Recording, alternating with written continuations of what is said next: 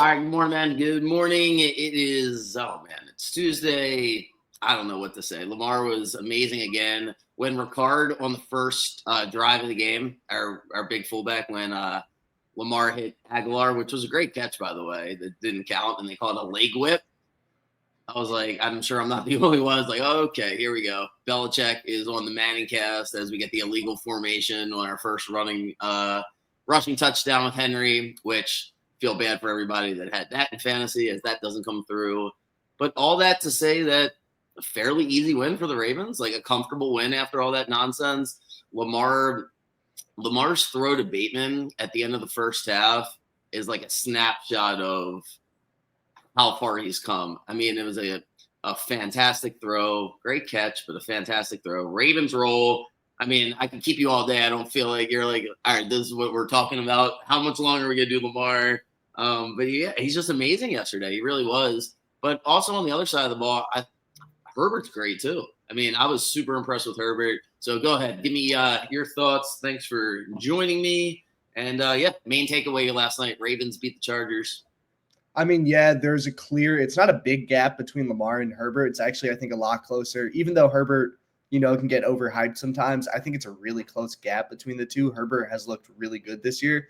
I do think the gap between offensive coordinators was pretty present. I think Monken it was a really good day for Monken. I thought Roman he could have done a little more. I think the passing game was a little more open. Obviously, Quentin Johnson drops the ball 3 times. That really kills you too. But I think the Ravens are the better team. I think they came out with a outcome that makes sense for how much better they are. And yeah, it's good to see them handling business. It's a good win. And yeah, it was just a really fun game to watch. No more betting unders on Monday Night Football because they have to keep the game going. So they keep calling freaking penalties, and the Chargers should have had the under there. I mean, that was one of those. It was like that last drive for the Chargers was really annoying. Anyway, it is what it is with that bet. Not the greatest day yesterday, but it was the best week. You rolled on Sunday. There's so much great action to talk about. And I just previewed it. Usually I look at like the games coming up on like Sunday night, but for whatever reason I didn't. And then yesterday was a super busy day and I just kind of glanced at it. These games are absolutely terrible this week. It's like a horrible slate. I knew it was bad on Thursday, but as we come down the stretch here, there's a few topics I want to really get into. So I want to start with the Commanders because what the hell is going on? What has happened with the Commanders? There's certain teams that you can just tell it's not. I don't know if they can stop the bleeding. They've lost 3 straight, 3 games. They really could have won all 3 of them. Really should have beat the Cowboys. When I start trying to figure out, we're going to start in the NFC because that's the more convoluted conference. The AFC is a little boring at the moment. But in the NFC, I'm trying to figure out who's going to make it, who's not.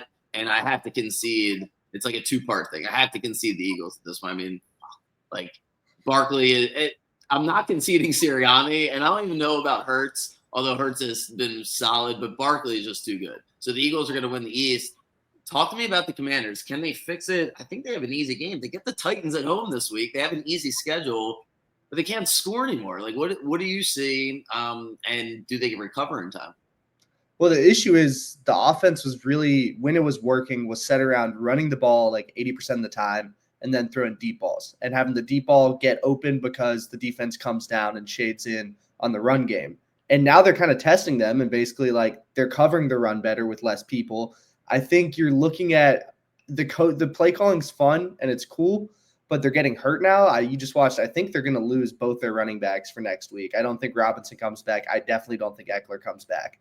And now what you got to do is you're going to have to ask Daniels to do more passing the ball. And you're asking a lot of a rookie quarterback when doing that. I think the defense probably can keep them in games enough, and that it should be able to keep them well in the game against the Titans. But you're going to need Jaden Daniels to probably do more than you really want him to do at this point in his career. Yeah, the way they're playing him is they're just not letting him run.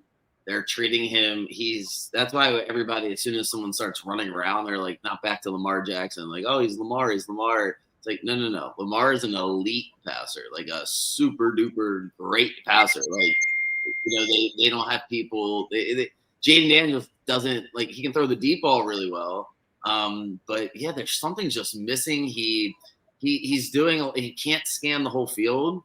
And it looks like this is why Kingsbury flames out, because after you get the film on him, he has a hard time making adjustments. I'm so annoyed with that situation in the NFC East. It's like the most annoying thing that's happened over the past, ever since, I guess it's a couple weeks now, but the Eagles have been wrong about, we're going on a month. Once they beat the Bengals, and that's when I knew I was in trouble. But the Commanders had them. They really had them on that Thursday night game. They don't kick the field goal.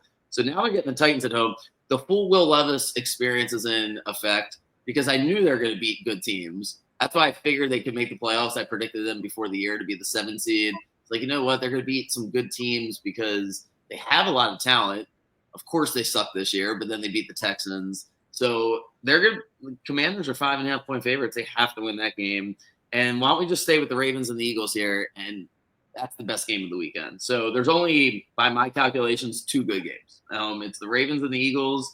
And if you want to call the Niners and the Bills a good game, I think it still obviously is record-wise. The Niners have to win that game, so we'll get to that in a minute.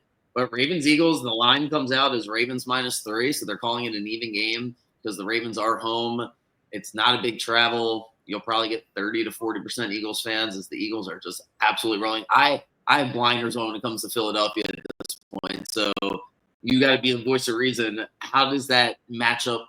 I mean, what? They're looking at the same exact team, right? Mirror images of each other. But aren't we just a little bit better across the board? How do you see it playing out? Well, I think that the Ravens have a better run offense. I think they're better, even though Barkley's having the season he is having. I think that the Ravens with Henry and Lamar, there's not been a run offense like that in the NFL for a really, really long time. Like, it's elite. And I think that with the Eagles being such a good pass defending team, it is a really good matchup for the Ravens on that side of the ball. But when you flip it the other way around, I don't know who the Ravens have that can cover A.J. Brown. And then you have Devonta Smith, and then you have Dallas Goedert. You can get Saquon going a little more in the passing game. I think what it comes down to is the Eagles need to know as soon as the game starts that they're going to have to throw the ball. And I don't exactly trust Nick Sirianni to be willing to put the ego aside and change his own game plan for this game. I don't really see him doing that. And if Saquon's not there, I think he'll panic. And then by the time he makes the adjustment, the Ravens will kind of expect him, might drop another guy back into coverage. I think it'll come down to the coaching difference. And I do trust the Ravens to just kind of be able to do the Derrick Henry show all game. And it's just going to work out. They're probably going to be a typical run game from them, but I don't trust the Eagles to come out and know how to beat the Ravens defensively. I agree with everything you said. From the defensive standpoint, you're being honest about the Ravens, is a lot of drops last night. Like that, there's a lot of drops from the Chargers. I don't know. It's going to be a great game. I feel like time of possession in most games you can figure out who's going to win. In that particular game, I think it'll be the leading stat. Both teams are going to play the same exact way. I mean, the Rams were milking the clock against the Eagles. The Eagles and the Ravens are the types of teams where you just have to force them to play from behind. Once they're feeling good, I mean, it is a runaway train. It is those offenses are fantastic. But yeah, as I mentioned, the rest of these games suck. I can't. They're so bad. Let me just read them off to you. I mean, maybe the Bears and the Lions, the Giants and the Cowboys, Dolphins, Packers. So Dolphins, Packers is fun because the Dolphins have been playing well, and the Dolphins are always fun. They're at least fun to watch on offense. Their defense has been really good.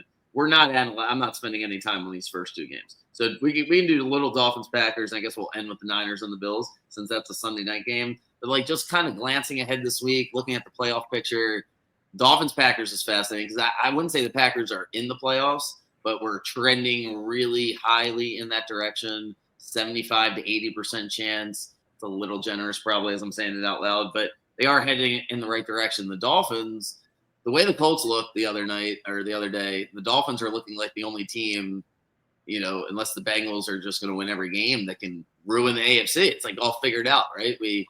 Anything can happen, but it looks like the Dolphins are the only team that could catch either the Broncos or the Chargers or potentially the Steelers or the Ravens if they fall apart, because it looks like no matter what the Texans do, they'll find a way to win the AFC South.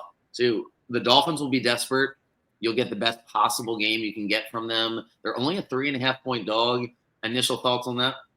I think the matchup is fascinating itself because you have the Packers on one side that love to chew the clock, love to just give the ball to Jacobs like 25 times a game and just milk time of possession, trust their defense to do what they can in the limited amount of time that they give the other offense.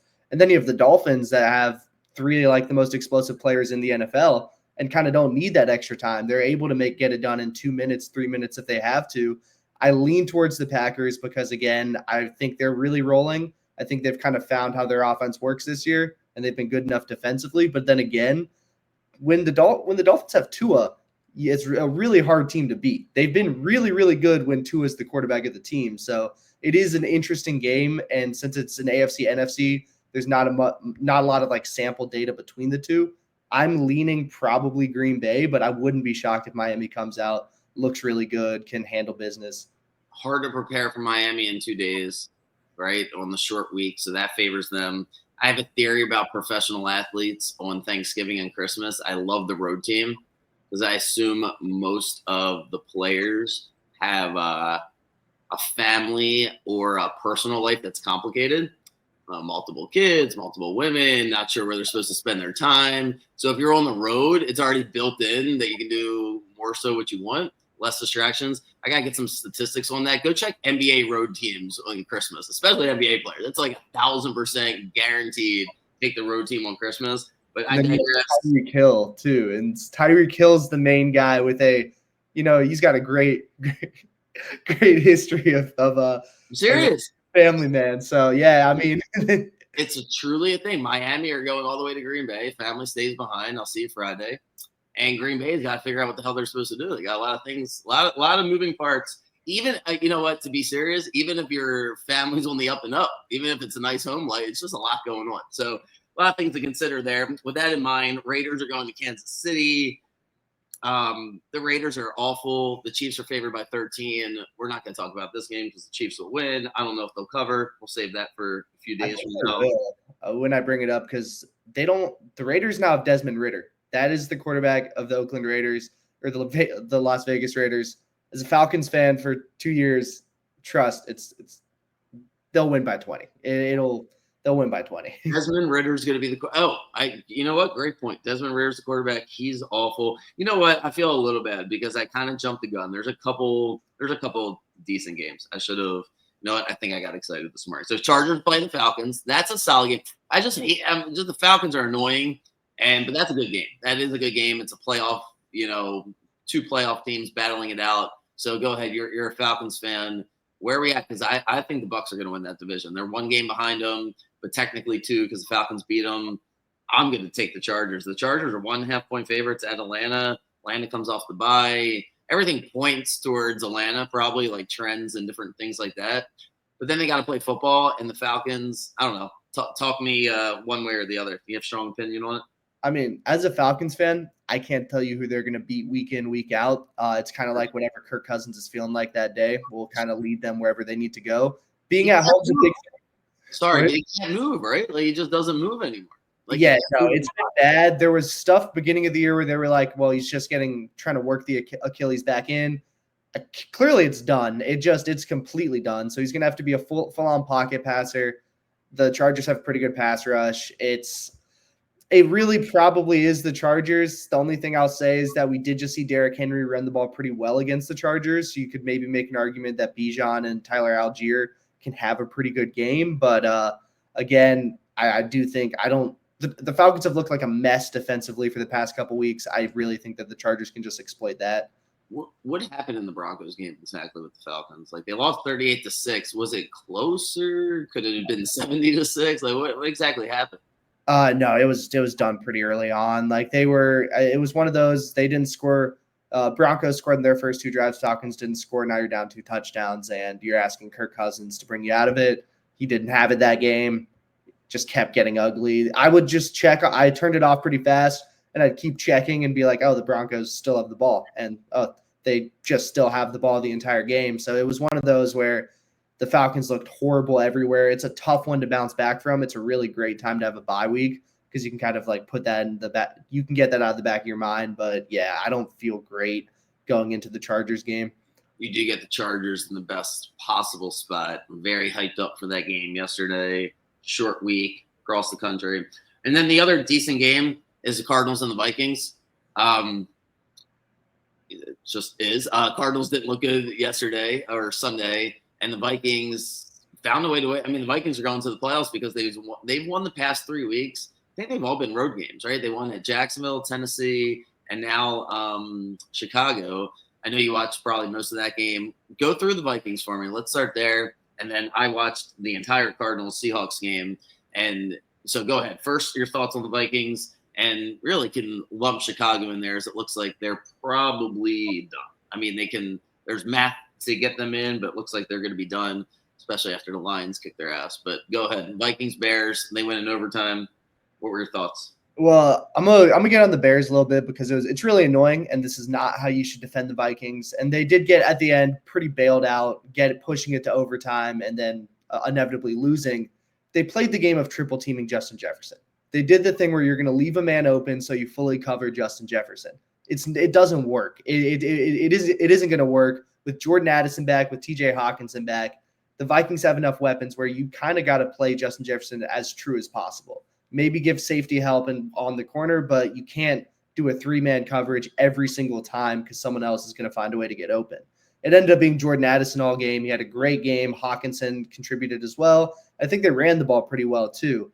And it's just like that defensive, you can't defend the Vikings like that. They have too many other weapons. You got to understand that you kind of need to force Darnold to make the read instead of just giving him an open receiver every play, and then he just has to throw to that guy instead. So to your point there, I thought the Cardinals defense, I came away from that Seahawks game being like both defenses are peaking right now. See, the Cardinals defense was great. They didn't give up anything. Kyler threw the pick 6. They gave up very little. Gave up a deep ball to whatchamacallit, Jackson Smith from Seattle, but their defense super opportunistic. Vikings 3.5-point favorites at home. I don't like that for the Vikings. I mean, they're going to lose here. They keep playing with fire, but they're great at home. But Arizona's plays in the dome. I'm going to take the points there. I feel like it comes down to the very end. Thoughts on Arizona right now? This feels like such a trap game. It feels like one of those games Arizona wins. Again, they're really good defensively right now. Kyler couldn't pass to anyone besides Trey McBride. And they didn't try and really run the ball against the Seahawks either. It was a weird game. Arizona just looked really rough on offense. I do expect a bounce back game. I think Kyler is good. I think he is a good quarterback, and I think he will show that a little bit. I don't think the mid blitz that the Vikings run will work as well against a guy like Kyler that can get out of the pocket really well. I can see them doing pretty well against Minnesota. Yeah, because Vikings they literally could have lost their last 3. They won all 3. Usually that's a recipe for coming back down to the mean there. The other games, just kind of go through them briefly. Steelers, Bengals, that'll be fun. As a Ravens fan, will enjoy watching them beat each other up. Really hope Cincinnati can beat them. Cincinnati's favored by 3 points at home. Go do the research on how many times a team with that big of a win discrepancy is the favorite. But I mean, that probably makes sense as the Steelers look like they're kind of flailing. The Colts are going to play at New England. That sounded a lot more fun when it was Brady versus Manning. Drake May versus Anthony Richardson is fun for the red zone, as either of them could do anything on either play. Texans Jaguars is supposed to be a good game this year, and turns into Jacksonville's going to fire everybody. Trevor Lawrence will probably play, and the Texans will probably beat them, but who freaking knows? Seahawks are playing the Jets. We don't do Aaron Rodgers conversations here because I don't know where it's going to go. And it's just, we can do other things. Bucks Panthers, that doesn't seem like the most fun game in the world, as Tampa should just beat them. I like Tampa a lot. Rams been sneaky recently though. They stayed in that game with Kansas City really well. I'm happy for Bryce Young. It's taken a while. I'm happy that he looks like an NFL quarterback finally. You say that now, and then Todd Bowles eats young quarterbacks for breakfast. Todd Bowles is a freaking gangster on the sideline. I love the way he coaches. Just like his team plays, there's just no BS with the Bucks. Now the Rams and the Saints. I think that's the last. I think that's the last time the Rams went there is that NFC Championship game, which now the refs huddle and someone buzzes in and tells them where all the money is, so which call to make. I'm kidding. That doesn't happen ever. That's just like sharp betting and reverse line movement for those of you that still believe in that stuff.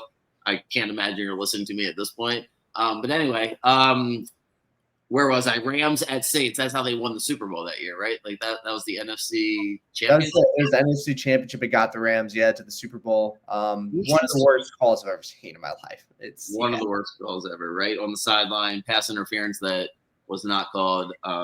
Could have arguably also been an unnecessary roughness. It was such bad contact on a defenseless receiver, but yeah, it's 6 years ago.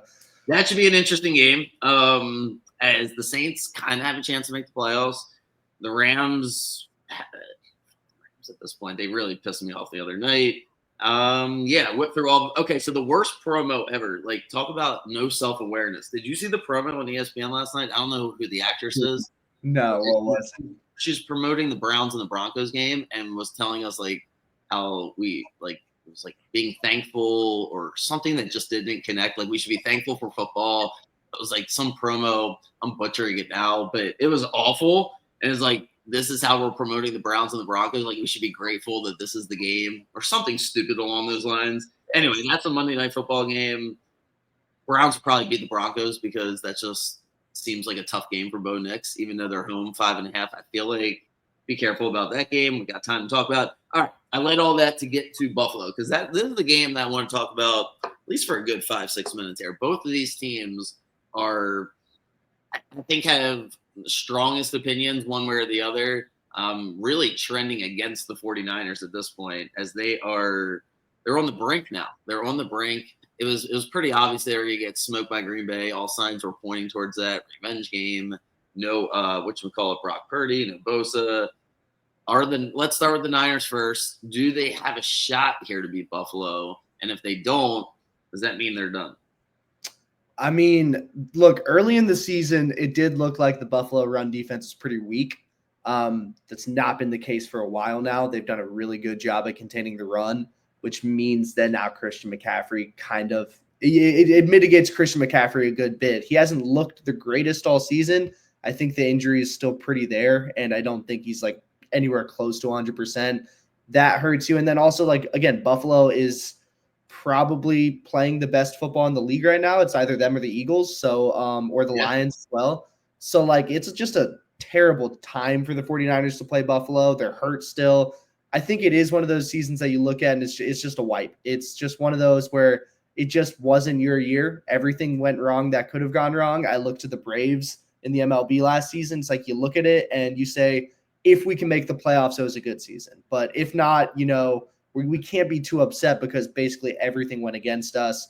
And those seasons do happen. I think this game specifically, I think it could get pretty ugly. I don't really think they have the answers to Buffalo that they need to have.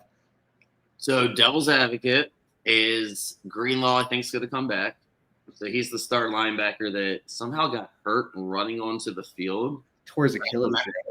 You remember that in the Super Bowl? Yeah, that was so sad. Yeah, you could see him tear the Achilles. Like that just sucked. It was like a change of he was just coming in. Something happened really quick. So he's coming. He should hopefully come back. Reports are Purdy did a light throwing, whatever the hell that means. Maybe he'll play. If Purdy plays, just let me kind of paint this picture. They get Chicago at home the following week. They get the Rams at home the following week.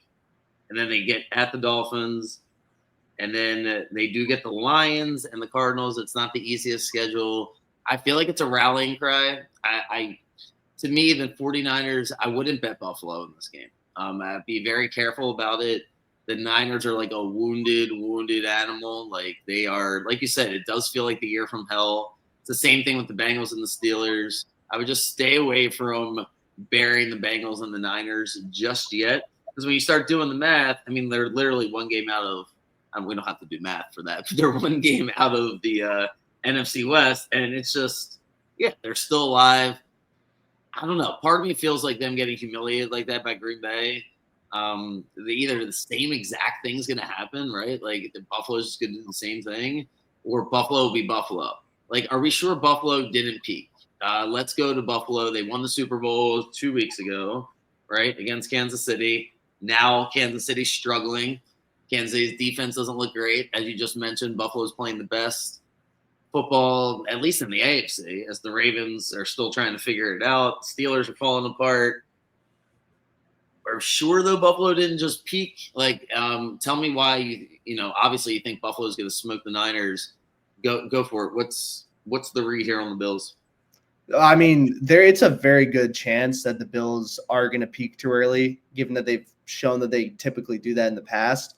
But I think that they can stay hot for a couple weeks. And arguably, if Purdy doesn't play, they don't really need to play a great game. Like the backup quarterback is, I believe, Brandon Allen, I think, from Arkansas. So he's just not really – he's a fine quarterback. He's just not anything special backup material. I think if Purdy plays, if Greenlaw plays, if they bring everyone back, it is mixing up to be a game that the Bills could look horrible and lose in. But I still lean that they have an offense that's been working really well. They know how to play offense. I've liked that they've been throwing the ball a good bit more recently. I think it's been kind of fun to watch. It's been a lot more fun to watch than the way they were playing end of the season last year. I think if this is a really big week for them to basically show – are they going to keep going? Is the momentum still there, or did they lose it in the bye week? And are they going to now come out and do the typical thing the Bills do, which is kind of fade near the end of the season, go out in the AFC divisional again? Like it is a big question for them. It is. And now with the Ravens slipping up a little bit, they have the chance to get the 2 seed / 1 seed because we did beat them. So they do have a lot of motivation to play. We'll find out a lot about the Bills. All right. Well, I think the AFC, like I mentioned earlier, is not too much to discuss unless the Colts somehow do what I thought they were going to do before the season. Texans are going to win that division. Texans are they don't look like a Super Bowl contender, but again, you don't have to look like that right this second. They still have some time to figure it out. CJ Stroud's good enough. Steelers, I would put the Texans ceiling way above the Steelers.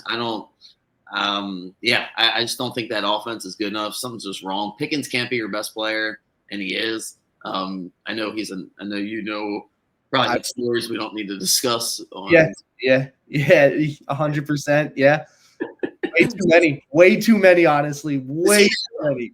Was he there the whole time, or did he come from somewhere else first? He was whole time. We got him. He was committed to Auburn, and we lowered our GPA requirement so he could get in, basically, yeah. He did not have a 2.0 in high school, so, yeah. Georgia prioritizes football.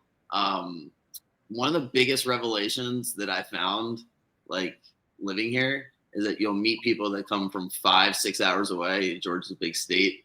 Come here for, like, the weekend for the football game, and there's just nothing else, I guess, going on in the other parts of Georgia.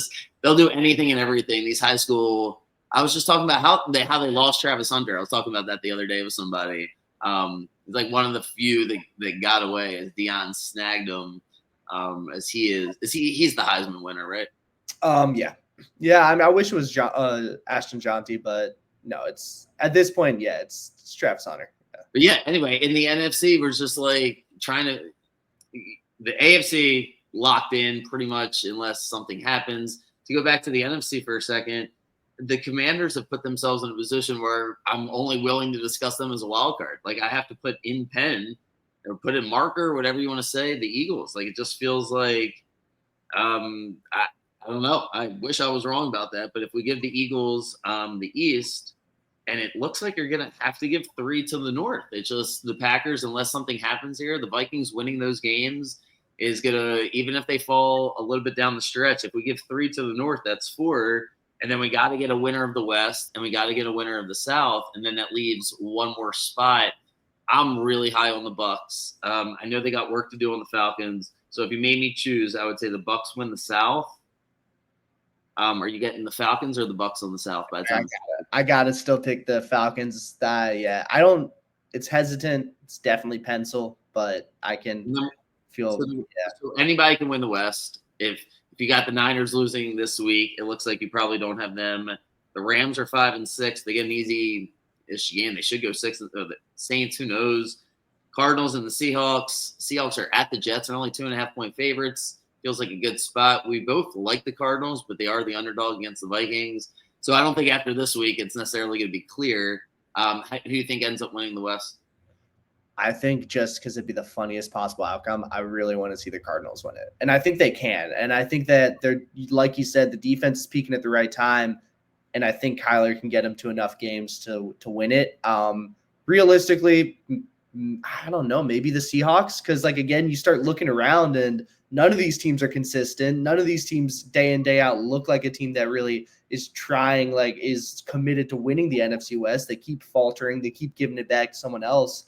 I mean, And now the Commanders go into the conversation with whoever we think wins the South or West. There's one spot left, and the Commanders are in the driving in the lead, if you will. But then now the Cowboys are still alive. Like the only teams you can eliminate are the Giants.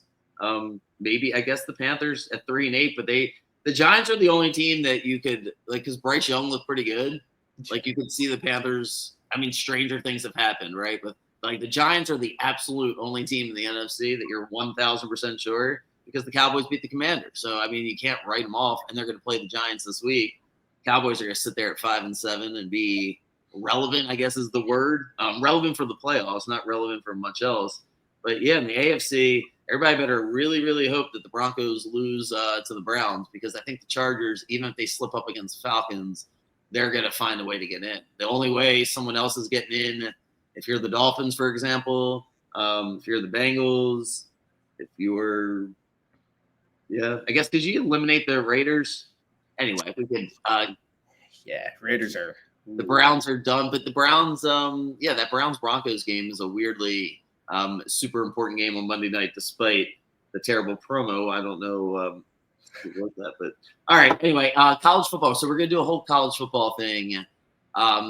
Most likely we'll do it Friday, either Friday or Saturday. We'll figure that out because I think you told me we're gonna need at least 20 minutes here to go through all of it, try to figure out from a gambling standpoint, I really want to just figure out if there's any edges betting because I'm be sitting at home and I have to talk myself into some college football games. So that will be your biggest value as whatever we talk about for the college football playoff will change anyway by the time I see you next Tuesday. So it's all up in the air. But the one thing I did want to ask you, or I did ask you about Travis Hunter winning the Heisman. So we already touched on that. There's no value. Is there any value to take anybody else or – because they only have 2 games left, Colorado, right? Yeah. It's one of those situations where we're so close to it. The only way you would say it isn't Travis Hunter is if someone got hurt, and we're too close to the end of the season for that to even matter at this point. Like I think even if Travis Hunter doesn't play next week, Ashton Zonti would have to get like 300 yards or something like that. He does get the extra game though, right? Because if Colorado doesn't make the Big 12 championship. Genty gets 1 game. Everybody watches it. It's a standalone game.